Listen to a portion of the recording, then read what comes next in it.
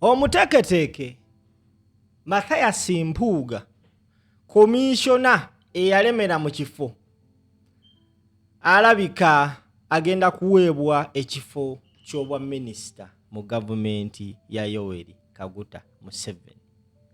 Bampita Kali Lugambo Promax Simple MC nkwaniriza ku video eno njagala ogiwa obudde kuba egenda kuba mpanvu mukko.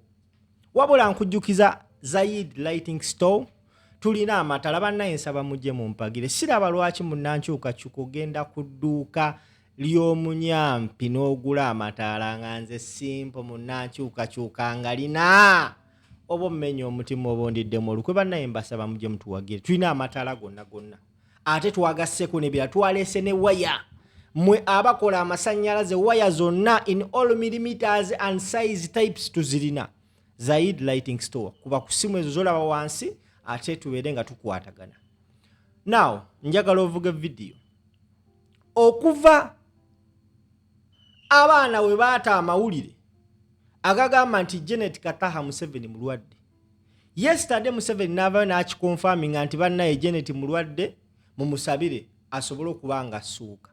Nasazeewo obutanyooma mawulire ge. Omanyi nze Bampita Kali Lugambo mbeereyo nga okutunkuwagadde kasitandu gwako bwe nti n'endusaka nzigirawo okulubawa. Now amawulire mangi by the way genfuna bassebo ne bannyawo mangi nnyo gabeera wano mangi naye olumu ngamba gano sigeesize naye eggulire lya Janet okuba nti mulwadde amazima gonna linyoomye nga ndowooza kalebule. Naye yesterday Museveni yavuddeyo n'akonfaminga nasazeewo sigenda kunyooma ggulire lyonna ngenda ddibawa ndibateekeraawo tulinde bulinzi. Now amawulire genfuna bassebo ne bannyabo Mathias Mpuuga y'omu kwabo abatunuuliddwa okuba nga baweebwa ebifo ebisava mu gavumenti ya Yoweri Kaguta Museveni. Bannaye obudde kintu kikulu. Omukutu ogumu guwanise ne gugamba Nabbanja, Kadaga, Mao, Mpuuga, key figures emerge in Museveni's cabinet reshuffle talks. Here, simanyi gye ogenda tudda Mpuuga Mathias, I just don't know. Kubanga ebbanga lyonna bannayuganda babadde nga bakyogera lunywe nti mukukuta n'ogusajja. Era Kyagulanyi Ssentamu Robert Bobi Wine ayimba akayimba n'agamba nti lwaki okukuta n'ogusajja ng'okimanyi ogusajja gubbi oba byoliko bituufu lwaki tobikola mu lwatu. Bassebo ne bannyabo, we are yet to find out the truth. Era it is just a matter of time. Naye wano bagambye nti Nabbanja, Kadaga, Mao, Mathias Mpuuga, key figures emerge in Museveni's cabinet reshuffle. Omwana akoze omukko muwanvu bwe guti njagala tuguyitemu ffenna tambuza video. Agambye nti as Uganda ages closer to a new political phase. Njagala owulirize bulungi video eno era nsaba ogiwa obudde kuba kati wano tulabika tugenda wakambwe. Omwana agambye nti as Uganda ages closer to a new political phase, all eyes are on President Museveni, who is considering a sweeping cabinet reshuffle that could redefine the country's leadership landscape. What began as quiet speculations has now evolved into intense political debate. Insider reports suggest that several ministers who recently lost their parliamentary seats are likely to be dropped from cabinet. However, exceptions remain, particularly Hamson Obwa, whose case is said to be under special consideration. Despite electoral setbacks, the reshuffle is shaping up to be more than routine. It is being viewed as a strategic move aimed at consolidation, renewal, and succession within the ruling National Resistance Movement NRM. Kati akakujidde kunyanjula. Tugenze maaso. Names circulating through political corridors point to a careful balancing act rewarding loyalty, maintaining regional representation, and preparing the next generation of leadership.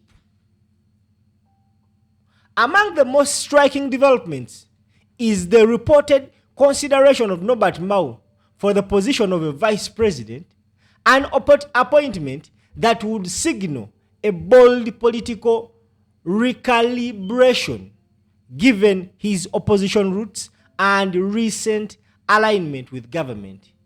Nagamba wano wansi key figures at the center. The proposed cabinet. Kale. Soko simbe wakati yao. Omukulu agambye nti abamu ku bantu abasuubirwa okulabikako mu kabineti ya mwami Museveni kwe kuli omukulu amanyikibwa nga Norbert Mao asuubirwa okuweebwa ekifo ky'obwa vice president okuteekawo story ne narrative nti waliwo kye bayita reconciliation, waliwo kye bayita peaceful transition. Museveni ekimu ku bintu ebigenda omulabisa nga omulungi mu bantu abatamumanyi kano kateekeko kwekkeera ku makya n'akwata ekifo ekisava n'akiwa opposition abadde akukuta naye. Naye nga ffenna tukimanyi bulungi nnyo nti babadde bakukuta naye oba babadde ne opposition naye nga in real sense they were planted basically and purposely okubanga bakola ekyo. Kati right now batuse kasera because ensi yonna abamu ku bakulembeze beetunuulira tosobola buusa Museveni maaso. The fact that he has ruled over Uganda for 40 years. Ate nga abadde ayogera nnyo ku bigambo ennaku zo gy'owegendereze bali batambuza nnyo ekigambo kya dialogue, national reconciliation, peace talks nti tuwogere bla bla bla. Kati ekimu ku move esobola okulabisa bano abasajja abalungi mu bantu abatabamanyi naye nga muffe tumanyi amazima is okwata ebifo ebyo ebisava n'agamba bannaye katuwe ku basajja bano ogufu ogunene yensonga lwaki gwe ssebo oba nnyaba ndaba omutwe omwana agukubye n'akutegeeza nti waliwo key figures ezitunuuliddwa ezigenda okubeera mu cabinet ya Yoweri Kaguta Museveni. Ne bakunokolerayo Norbert Mao ne Mpuuga as opposition leaders. Nabanja and Kadaga ekyo kyo tekyewuunya. Tetugenda kyewuunya ekyo because they are NRM cadres. Ate the fact that Nabanja has been the prime minister basobola n'okimuddiza. Naye the major point is ku list eno abamu kubalabiddwako kubaddeko ababadde nga beeyita ab'opposition okumala ebbanga. Kati abantu batandise okudda emabega okureviewinga entambula y'abasajja bano gyabadde batambulamu mu byobufuzi by'eggwanga Uganda. Now bakugamba waneeno gwe ssebo oba nnyaba ndaba endamu katono nnyo wano saagala mubeere nga musubwa. Now bakugamba wano njagala nnono kati owulirize. The proposed cabinet lineup highlights continuity in some areas and change in others. Vice President Norbert Mao, Prime Minister Robinah Nabbanja, First Deputy Prime Minister Rebecca Kadaga abasigala mu kifo kye. Second Deputy Prime Minister Haruna Kasolo, ekyo kiba kipya abaddewo bamugjewo. Third Deputy Prime Minister Lukia Nakadama ne Moses Ali bamugjewo. Key ministers also reflect a mix of experienced figures and emerging actors. Education and Sports Janet Kataha Museveni, Defense Jim Muhwezi, Finance David Bahati, Foreign Affairs Mathias Mpuuga, Health Diana Atwine, Internal Affairs General Kahinda Otafire. Mpuuga bamutadde mu Foreign Affairs. These are speculations. Basebo ne banyabo quote that and not that. Nabagambe nti nze sigenda kuddamu kunyooma mawulire gendabye ku mitimbagano okuva eggulire lya Janet Museveni we lyafulumenti mulwadde ate ne bava ne bakonfaminga yes abadde mulwadde wabula agenda awona. Nayongedde okakasa nti abaana abasomola ebintu bino babeera munda azini babeera ku source. Now, the fact that Mathias Mpuuga has been mentioned among those who are likely to be given a ministerial post ngagenda kuba nga bamutaddeko kya Minister of Internal Affairs. Mpuuga ayagala obugombe. Ate nkugamba ebigambo bino. Mpuuga siye muntu tebakusiba ebinusu. Nti Mpuuga ye muntu gwe basobola okera ku machana bagamba tukwadde obwa minister n'akigaana. Ekyo tebakikulimba. Because why? Mathias Mpuuga abantu bazze bakyogera lunywe nti abadde nga ayogera n'abasajja baneeno. However much abadde yeegaana. Kyagulanyi Center mu Robert Bobi Wine musajja mugezi. Omusajja yakuba olimba lwa nalumansi abasinga n'alututeekeraawo buli omu n'agamba ono naye abantu abasinga abantu basonga nnyo ku Mathias Mpuuga nga balaba message eno Bobi Wine gyayimbye mu kayimba amazima go esuutinga Mathias Mpuuga bulungi nnyo akagatto kaamutuuse. Yagamba lwaki okukuta n'ogusajja ng'okimanyi ogusajja gubbi basebo ne bannyabo. Mu kuziika Ssegirinya abantu baamanya amazima. Mpuuga yavayo n'agamba ensi nti yateesaganya ne gavumenti mu kuta Ssegirinya ne Alan Ssewanyana. Alan Ssewanyana naye n'akikonfirming. Okategedde? Now, basiba Bobi Wine asibyenga agamba nti when you sit down with someone okuteeseganya oba okwogerezeganya, there is what you give and what they take from you. In that case, people were asking themselves, what did Mpuuga give in there okubanga bataba Alan Ssewanyana? Because NUP badde etambulira ku mulambo ogugamba nti omuntu wabanga yazza omusango NUP tekwekangako muntu nga mutemu nga mutujju, buli muntu azza omusango alina okukolebwako ng'amateeka bwe galagirwa. Wabazizza omusango twalibwa mu kkooti bakuvunaane obeere ng'ofuna ekibonerezo kyo. Now, Ssegirinya Muhammad omugenzi may he so rest in peace ne Alan Ssewanyana bakwatibwa ku nsonga z'ebijambiya naye n'obujulizi bwabula. Basajja batu bamala emyaka wajindaba ebiri. Ssegirinya n'atuuka obulamu bw'okukyukira ddala mpaka lwe yafa because of ekkomera. Naye Mpuuga yasobola otuula n'ateesa n'abasajja. Kati list efulumye nga bagamba nti omusajja bagenda mu ekifo ky'obwa Minister of Internal Affairs. These are speculations. Naye always bitandikira eno okumaliriza nga bassebo ne bannyabo birabika bituufu. Tugenze mu maaso njagala owuliriza video bampita Simple kali lugambo Promax. Meanwhile, influential figures like Chris Baryomunsi, ICT, Judith Nabakoba Lands, and Frank Mwoba's Agriculture are expected to retain strategic roles. The reshuffle narrative is also defined by its silent undertones: who exists, who rises, and who is repositioned. Reports suggest that defeated MPs in cabinet position, such as those in education and other sector, may face removal at the same time. New entrants like Fiona Nyamtoro, Technology and Innovation, signal a shift towards youth inclusion and modernization. Equally notable is the possible resignment of the government chief whip role to Amelia Chambade, a move that could strengthen parliament coordination. Beyond individual appointments, the reshuffle reflects deeper strategic conclusion, consolidating political alliances, including integrating former opposition figures, balanced regional and demographic representation, preparing for long-term succession within the NRM, reinforcing service delivery through experienced technocrats. While in the circulating list may not be final, it offers a revealing glimpse into the thinking at the highest level of power. Whether all names materialize or not, one thing is clear: this reshuffle could mark a turning point in Uganda's governance.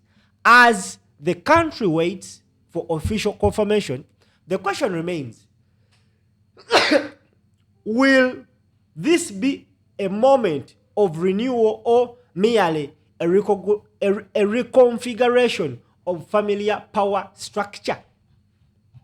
Basebo ne banyabo oli live ku Verse Strange amanya bampita Simple MC njagala ovuge video eno. Now Norbert Mao azenga akola statements abasinga ne tuzinyoma. Mujjukira ebiseera nga tugenda mu kalulu yavaayo n'agamba this is going to be a quietest election. However much it wasn't quiet. N'ategeeza eggwanga nti we have sat down some members in the opposition and the ruling government okutula n'okuteesa how we are going to have a peaceful transition of power. Era n'anokolayo ebibiina abamu ne beegaana. Naye gwe ssebo bannya bandaba abasajja bazze kayimba k'amayinja ani agula ensi kuba tugitunda atuweeza awamu abuze katugitunde mu bibajjo batandise otema okwegabira obufoofofo. Naye nkugamba ebigambo bino gwandaba wallahi billahi tallahi final list weneefuluma nga Mathias Mpuuga kwali mu butuufu nze ngenda kutya abantu. Era ngenda okwongera okakasa engombe egamba nti abantu misege.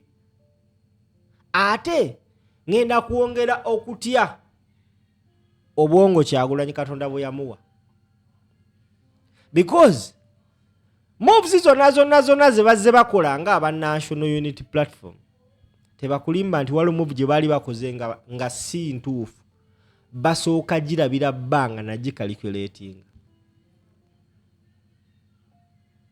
There is no you can tell a human being the Mathias Mpuuga yali leader of opposition.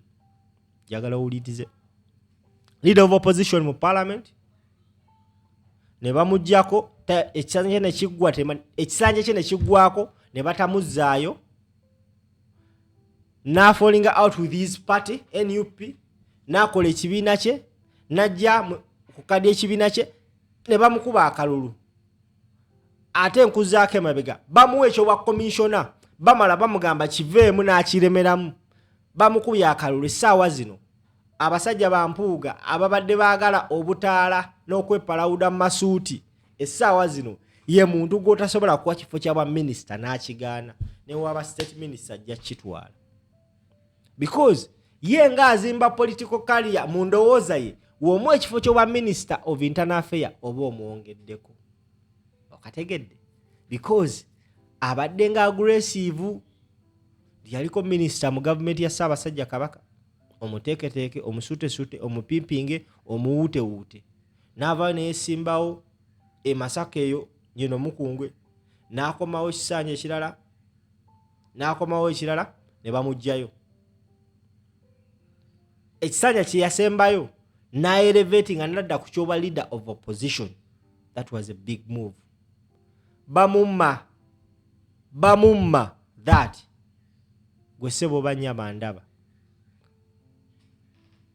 bamuteeka ku kya commissioner era asigala afuna privileges ezimwawula ku these ordinary MPs. We bamumma ekifo ekyo n'adda mu kyobwa commissioner omwezi ogujja ennaku z'omwezi nga 13 ekisanja kyabwe kiba kiggwako aba asigadde nga ekkomona. Kati here lands a chance okudda mu butaala goloza Mpuuga asobola bamuwa ekifo ky'obwa minisita asobola okukigaana. Olaba yakwata million 5 ezamuleetera obuzibu. Same applies to Norbert Mao. Norbert Mao has been yearning and fighting to be seen. Yesimbawo nga MP mu parliament n'amala n'avaayo n'akwata ekyobwa Ssenkagale wa DP n'akiremerako n'akola buli kisoboka okusigala nga president wa DP n'okuba kubba n'okuba kutta yafuba okulaba nga asigala nga president wa DP. He comes out n'alaba nga mutuufu abadde nnyo president wa DP yeetaaga oku elevatinga. He signs a memorandum of understanding ne Museveni bamuwa ekyobwa minister. Do you think Norbert Mao asobola okudda ku kifo ekiri less than a minister of constitutional affairs? Era if he is called to have a post as the vice president asobola n'okukuuta amavivi tumuwulira ali mu kukuba amavivi ali mu kubagana mpawa ayagala kyawa speaker. We are seeing the greediness amongst leaders. We thought nti bakulembeze bategeera. Trust me, kubaana abaana abafulume Makerere University nga balina the political mind mu myaka gya 2005 mpaka 2016 abaana abo baali benyumiriza mu basajja nga ba Mathias Mpuuga, mu basajja nga ba Norbert Mao. Essaawa zino kati bafuuka ba enemies baabwe because ebintu bye baali babasuubiramu okukola ate kati byakyuka. Okategedde Bambita Simple oli ku mukutu ogwa Vast Strange ne Empire. Nyongera okusaba gwandaba ampagidde okumala ebbanga banne nakoze ka business kaabwe. Bazukulu ba Kagodo twegasse nitukola business tutunda amataala Zaid Lighting Store. Tukusaba gwe wenna azimbe ennyumba ayina ennyumba olwere naye ngoyagala kyusa amataala ennyumba erabika bubi banna ettaala isobola okyusa ennyumba yo oli n'agamba musajja nga yakola ennyumba naye nga ttaala tuyina amataala ag'amasappe decoration amataala aga buli kala. Ngenda kukolayo video nga nkulaga some of the lights we have ennungi mujje mutuwagire kubakoye essimu ja kuba mbalinzi. Mukama Katonda abankumira atakumira mpeera mweraba.